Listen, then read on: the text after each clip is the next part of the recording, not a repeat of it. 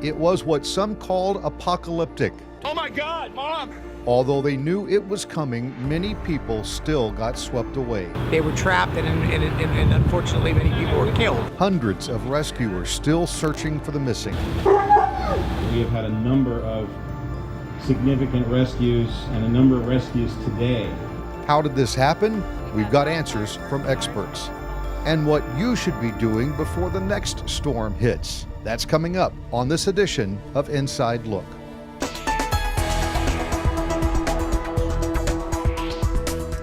Hi, I'm Brian May in the State Operations Center at Cal OES headquarters, where they are continuing to coordinate mutual aid efforts as hundreds of rescuers continue search and recovery efforts after the mudslides in the Santa Barbara area. Hundreds of first responders from all across the state continue to search for those still missing.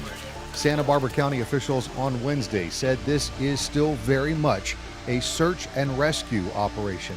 There are several factors that go into determining how long a victim will be viable, and all of those factors, including air temperature, soil temperature, weather conditions, and the like, will be evaluated before we move into the recovery mode.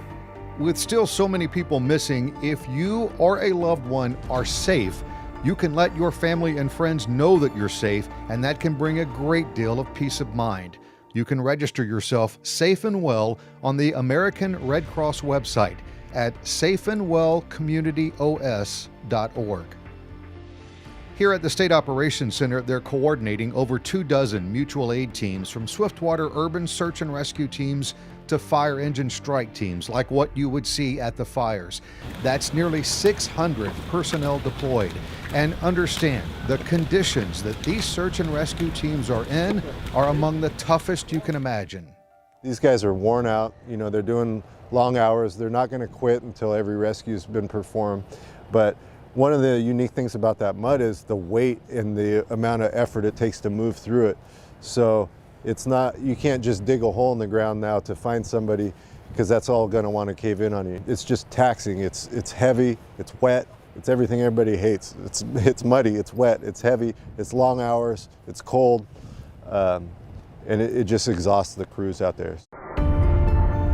In addition to the search and rescue efforts, there is also a massive cleanup effort taking place. That river that you see is actually Highway 101 in Santa Barbara County. This portion of 101 closed until early next week. Sean Boyd is in Santa Barbara with more. Yeah, we're here in Santa Barbara at the Highway 101 overpass of Olive Mill Road. I don't think you've ever seen Highway 101 that empty before. Maybe that dirty, maybe not. But let's take a look at the north side of this overpass. This is where the lowest point of the highway is. It's where everything is congregated, all the debris, the mud. But not only is the debris removal operation in full swing, it's also simultaneously a search and rescue mission. An excavator normally assigned to dig and remove material is now being mission tasked as a people mover. Members of the LA County Urban Search and Rescue Team are suiting up and climbing aboard the bucket at the end of this 60-foot arm to comb every inch of this half-mile stretch of Highway 101, looking for any signs of life. 72 hours into the massive mudslide that's devastated Montecito and Santa Barbara, there's still the possibility and hope that someone will be found alive. Meanwhile, heavy equipment is scooping, dumping, and scooping again, and again, in a concerted cycle with the goal of removing every gallon of mud from Highway 101. There's some sections of the highway that were flooded up to 2 feet. It's an operation jointly coordinated by Cal OES and led by Caltrans. And time is of the essence. This is the lifeline between LA and the Central Coast. 95,000 vehicles a day use this section. Earlier, Cal OES Director Mark Ghilarducci, along with Santa Barbara's Sheriff, National Guard, the CHP, and FEMA, got an aerial and ground tour of the path of destruction. Right now, as we verified the need for search and rescue personnel over the period of the next few days, and we also got a really good sense of the complexity of the debris clearance operation that's going to be required here. Those SAR teams conducted primary searches using specialized drone and helicopter flyovers, and those are now being supplemented by this.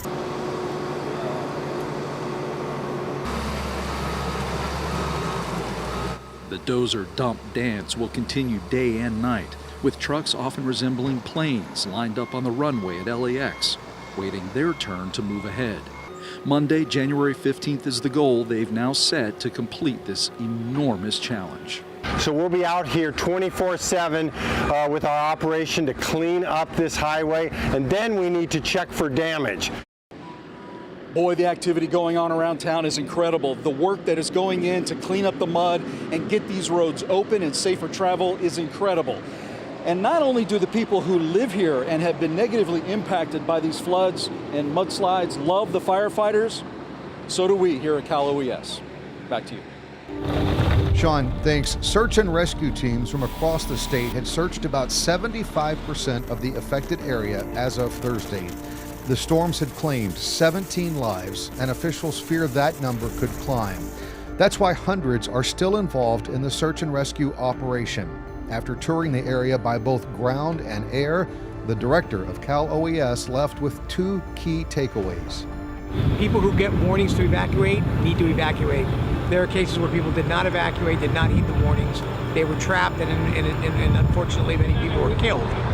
And the second thing is that these types of events, we don't see them that often here in California, but they present a series of challenges in being able to figure out how to get resources into an area that's completely covered in 5, 10, 15 feet of mud.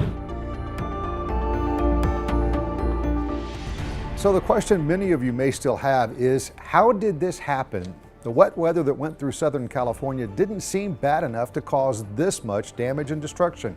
With more on how this happened, here's Jonathan Goodell. We are here in the State Operations Center where coordinated efforts are ongoing in response to the Southern California storms. Up to 5 inches of rain fell in Santa Barbara County alone within the last 24 to 48 hours. And to talk more about the storms, we brought in Courtney Obergefell from the National Weather Service. And Courtney, this felt like just any other winter storm. What was significant about it and what was different this time? So it was like a normal winter storm in terms of amounts and coming off the ocean, but what was different this time is we had wildfire burn scars from this fall and winter, and we had a lot of very heavy rainfall that fell in a matter of hours, causing the mudslides. So two terms we've heard a lot about in the last 2 days, mudslides and debris flow. What are some of the differences between the two of them? So a debris flow is basically just a bigger mudslide. So a mudslide, you get rain and water moving down a hill, bringing mud with it. A debris flow happens after a wildfire, and so there's nothing left to soak up the rain on the hillsides, and so it can bring down trees, boulders, rocks, anything in its path. So still early in winter, what are some of the lessons learned maybe we've learned from this event, and also moving forward, some tips? Well, people who live near burn areas, we advise them to be ready to evacuate in a minute's notice. Do you know where you're going? Do you know what you're taking with you? Do you know how to get in contact with your family? And also to heed those instructions from local officials should they ask you to evacuate. Absolutely, Courtney. Thank you for the advice. The rain has stopped for now, but there's still work to be done in the field and still a lot of work to be done here at the State Operations Center. Here's why areas that burn in wildfires can face such severe flood risk when it rains so soon afterwards. During a wildfire, the burning plants release gas, and that gas permeates into the soil, causing the roots to weaken. The gas then cools and solidifies, forming a wax-like layer at the surface. Unable to permeate the ground, the rain then begins to saturate and weaken the topsoil above that waxy layer. As more rain falls, chunks of topsoil break loose and slide down the slope. Rocks, trees, and mud flow freely and can exceed 35 miles an hour. Left behind, a thick, water-resistant layer that can last for years based on the intensity of the fire. As you heard earlier, even with the increased threat of debris flows and mudslides, some people did not heed evacuation warnings when the heavy rains began.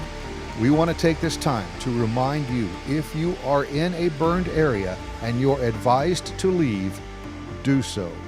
We try and use the strongest possible language we can to make people understand that they need to leave their homes, gather the valuables that they need, paperwork, licenses, things of that nature that are irreplaceable, and then get out and recognize that your life and the lives of your family are more important than your properties. Again, please listen to and follow evacuation orders. If you are safe or a loved one safe after the mudslides, mark yourself safe on the Red Cross website. And if you'd like more information on a local level, you can go to the County of Santa Barbara's website. That's countyofsb.org. For all of us at Cal OES, I'm Brian May. Thanks for watching. Visit our online newsroom at oesnews.com to learn more about this program and get the latest news and information from our team. Don't miss our next video on your Facebook timeline. Like our page and you'll get the latest posts as they happen. If you're an Instagram user, you can see the latest snapshots by following our Cal OES Instagram account. And Twitter users can get instant access to our tweets from across the state by following Cal OES.